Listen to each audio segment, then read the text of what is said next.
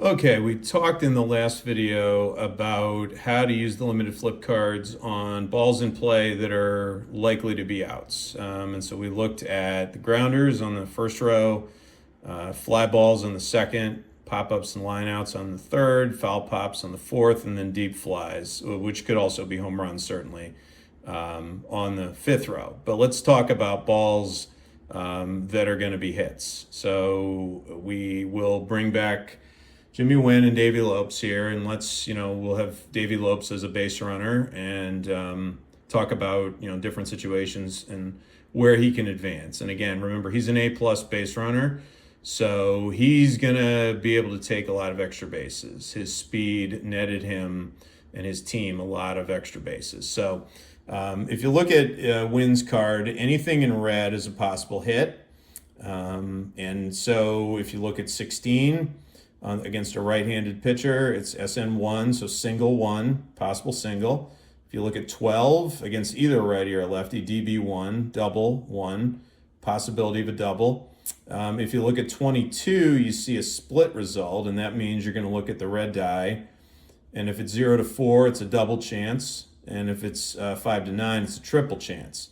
So then you do your hit process that we talked about, where you use his hit number and the green and red, and then you may end up referring to the pitcher's die and the pitcher's hit matrix. But let's just say that it is going to be a hit in any and all of these cases. It's passed all the hit checks, and now we need to find out where was the ball hit and what's going to happen to Davey Lopes. So we're going to look at the three bottom rows here, which say SN, DB, and TP for single, double, and triple. And triples, probably the easiest thing you can use these cards for. Triples clear the bases, so anybody who's on base scores, and the only thing you need to look at this card for is where was it hit. And depending on how granular you are with your scorekeeping, that may not even matter to you. But in this case, a triple, and there's only one kind, it's TP1, you're going to have a triple to center field. Okay, let's talk about singles first, and then we'll go to doubles. So a single, so you have four different possibilities for single: SN1, SN2, SN3, and then instead of SN4, what's over there in that fourth column is a possible infield single. And Wynn's got one of those as well on 33 against a right-handed pitcher. So this is a ball that's not really hit out of the infield, but it could go for a possible single. Okay, so let's look at the 1, 2, and 3 first. So he hits an SN1. It's hit to left field. Good there. Okay, the AA, and this is where the game gives you that visualization element again. A single is not a single is not a single. They're not all created equally. In this first case, it's hit in a way that it's angling away from the left fielder. That's what the AA means, angling away. So it's a ball that maybe is trending over towards center or trending over toward the line. Angling away from the left fielder. And then you see the number 1 after that. So you're going to take that 1 and you're going to go down to the bottom of the card, and you're going to look at where it says singles base advance. And the first column is going to be for a runner on first when there's only a runner on first. And then the second and third columns are for runners on base when there are runners in scoring position. And the only runners you need to worry about are the ones on second and first, because on a single, the runner on third will score automatically. Okay, so let's say single 1, left field, angling away from the left fielder, and let's say Lopes is on first base and there are nobody else on base. Okay, so you have that 1, you're going to take it down to row 1, runner on first, and you see a few notations there. You see B, and then an arrow, third, and then parentheses, C, arrow, third.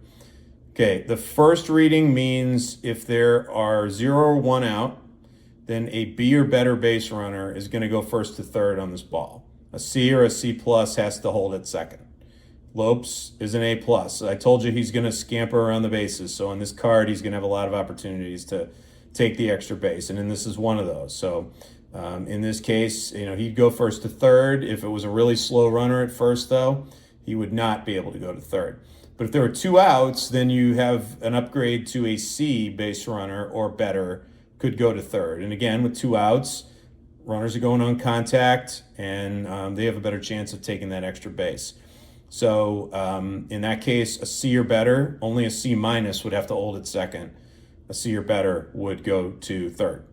Okay, now if there were runners on first and second, let's say Lopes is on second and it's a single one, and you still use that first row, but you're going to come over here and you see fourth and then fourth again, and fourth represents home plate. And what that means is in any situation, 0 or 1 out or 2 outs, the runner on second is going to score. He's going to take fourth base, if you will.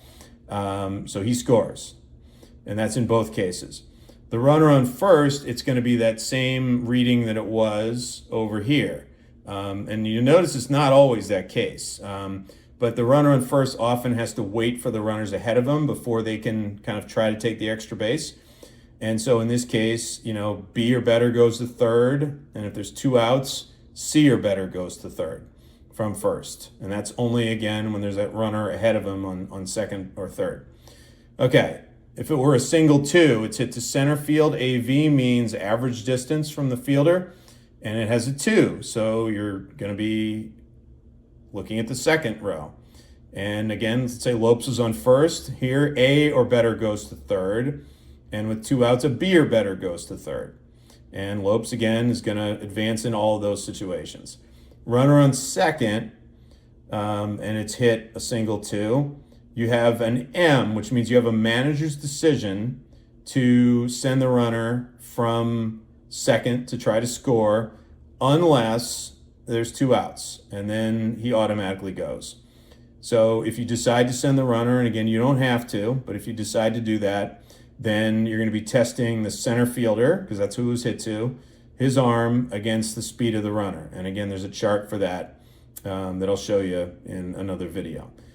If there were a runner on first, and remember, if there are runners on first and second, the runner on first may have to change his plans based on what the runner on second does. So if you decided not to send the runner from second, you decide maybe there's nobody out and you're going to try for a big inning here, and you got a runner on first, he can't go to third, because the runner on second is stopping at third.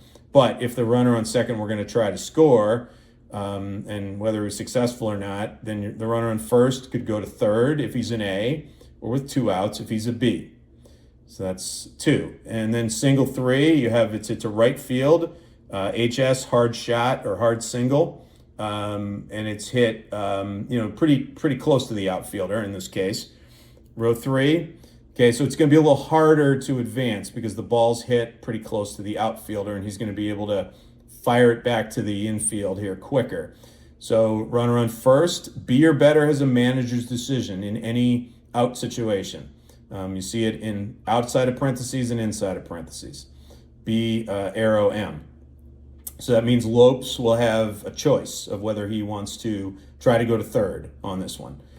If he were on second, it's a manager's decision, again, in all situations this time. So it's, again, if you look at it compared to the 2 above it, single 1's angling away from the fielder. It's going to take him some time to get to it and bring it back into the infield. Single 2, average distance away, a little bit less time. A single 3 is hit pretty close to the outfielder. He's going to fire it back in. So you're not going to have these automatic 2-base advances there. A manager's decision to be able to advance from second to home, even with 2 outs in this situation. And then the runner on first with 0 or 1 out, he has to stop at second in all situations.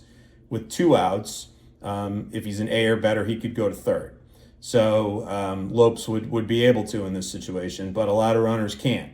So this is, again, visualize these plays. You watch enough baseball, you can picture these plays where, the ball kind of bloops in and the fielder, can't get to it quickly, and the runners have ample chances to advance versus a ball that's hit right at a fielder and he can get it back to the infield, and only the fastest runners are even going to have a chance to advance more than 1 base on those. And then the infield one, you're checking, it's going to be the shortstop here. And then H is a code, and there's a set of codes that relate to infield hits. There's about maybe 15 or 16 of them, and they're represented by letters of the alphabet, and you'll just take that H and look at the chart. most infield singles are one base advance for everybody, but there are some where a runner could go two bases, and particularly if there are two outs. There's a few where a runner, could take that extra base with two outs because he's going on contact. So that's how the infield single works. Okay, doubles are going to be different, and they're to me one of the harder ones to learn. In part because the letter C has always thrown me off, and I have to remind myself it doesn't mean a C speed base runner. Okay, so let's say that Winn hits that double one, and Lopes is on first, and of course in a double, runner on third and runner on second score automatically. So what happens to the runner on first? Okay, this one's hit to left field, ILG, in the left field gap. So it's hit between the left fielder and center fielder. The left fielder is going to chase it down. Now, you see two Bs there. So the first B is a situation where there's a runner on first and only a runner on first. And in that case, Lopes, because he's an A, an A plus, will score. It means a B or better scores. And then a C has a manager's decision, and a C minus has to automatically stop at third.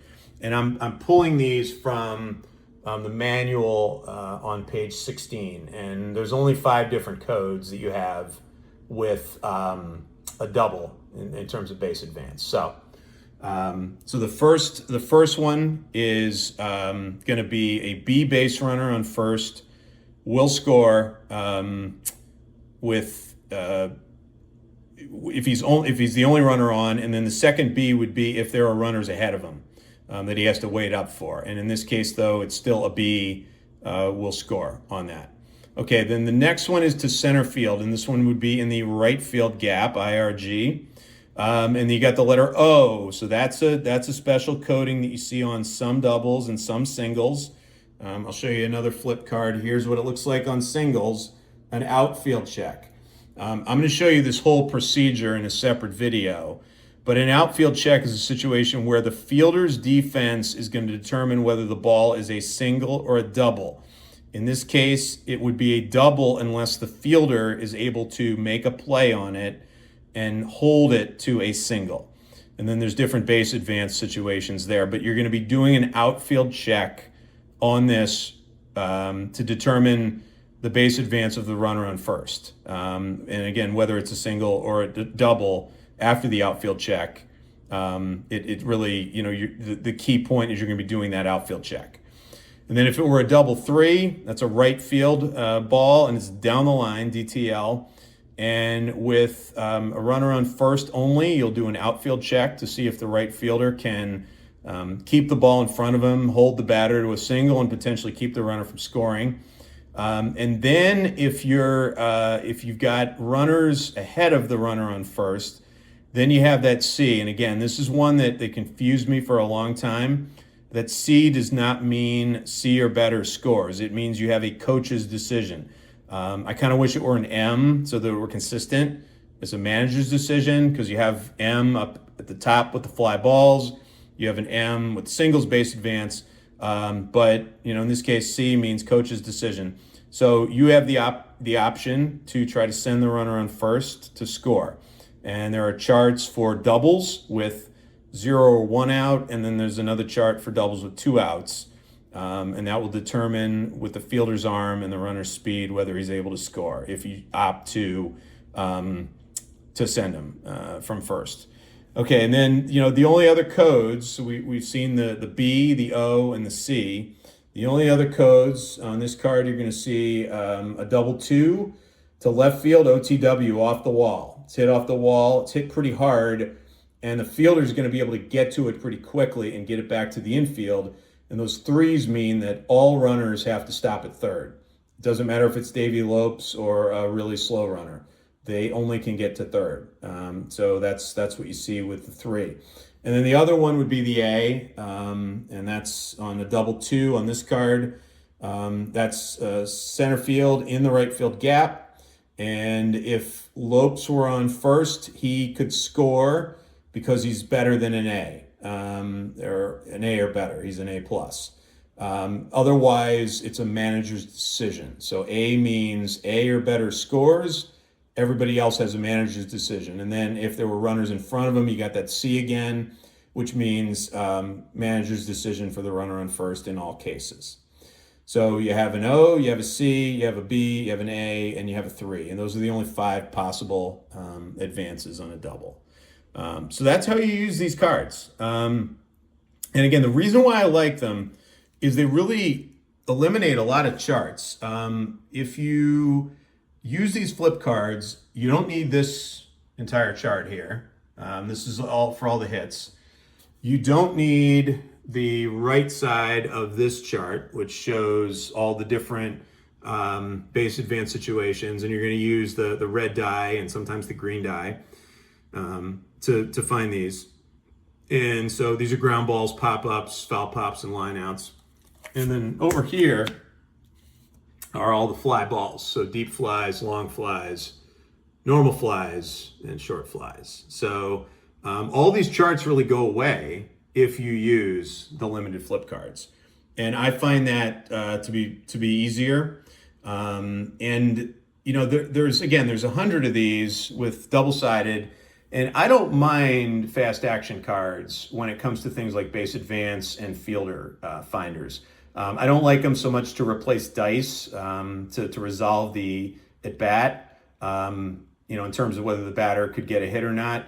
I do like it though for fielder identification and base advance. And again, there's enough variety in these cards to give you a lot of different situations. And again, I love the visualization. I love to know that you know, that the double to right field was hit down the line versus the double to right field that's hit off the wall, and then the different ways that can affect the base runner. So you know, one of the many things I love about this game.